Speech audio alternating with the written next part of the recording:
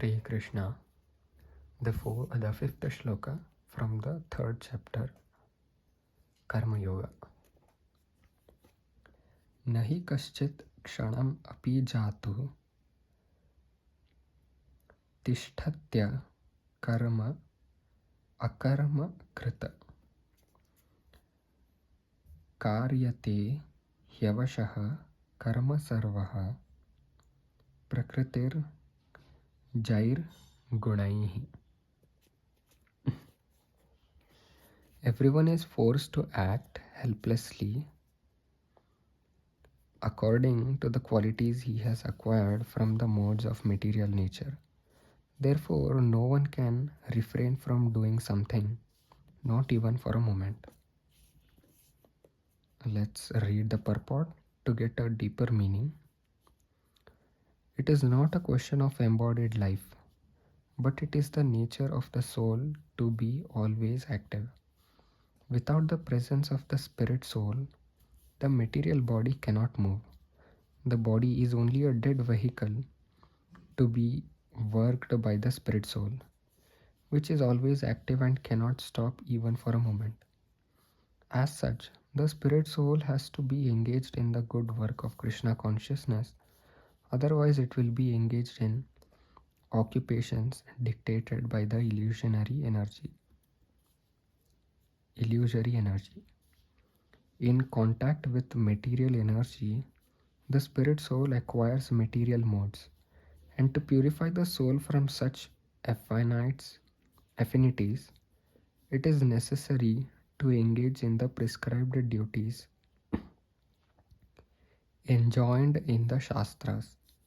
But if the soul is engaged in his natural function of Krishna consciousness, whatever he is able to do is good for him. The Srimad Bhagavatam affirms this. I am really sorry if I have pronounced some of the words properly. Tyaktva swadharmam charanambhujam harer bhajan apakvo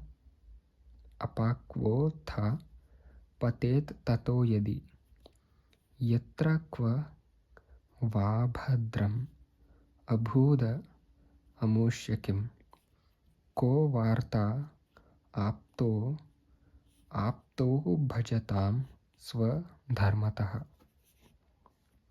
If someone takes to Krishna consciousness, even though he may not follow the prescribed duties in the Shastras or execute the devotional service properly, and even though he may fall down from the standard, there is no loss or evil for him. But if he carries out all the injunctions for purification in the Shastras, what does it avail him if he is not Krishna conscious? So the purificatory process is necessary for reaching this point of Krishna consciousness.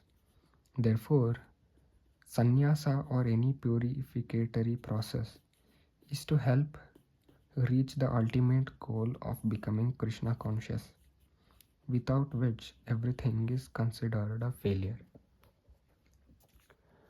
So we get a glimpse of what actually the renounced order of life, or how it takes to become Krishna consciousness, right? So here it is mentioned that even though one does not follow the instructions given in the Shastras, or even if he fails to do so or perform according to it, but the man is in complete Krishna consciousness, then there is no evil thing for him, right? He has reached to the goal where he has to be, right? So that's what it is mentioned over here. There is no loss or evil for such a person. But if he carries out all the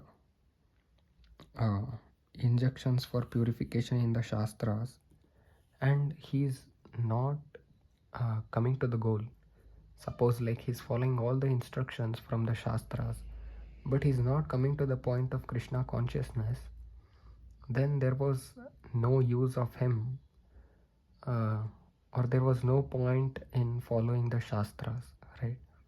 So that's what it simply meant. So the main goal of all the Vedas and all the Shastras is to come to this point of Krishna consciousness, right? So if one doesn't know the purpose of the Vedas and Shastras, then it is of no meaning if he reads it uh, thousands of times, right? So the main goal is to be attained, and that is Krishna consciousness. So that's what is being said in the shloka. Until the next one, Hare Krishna.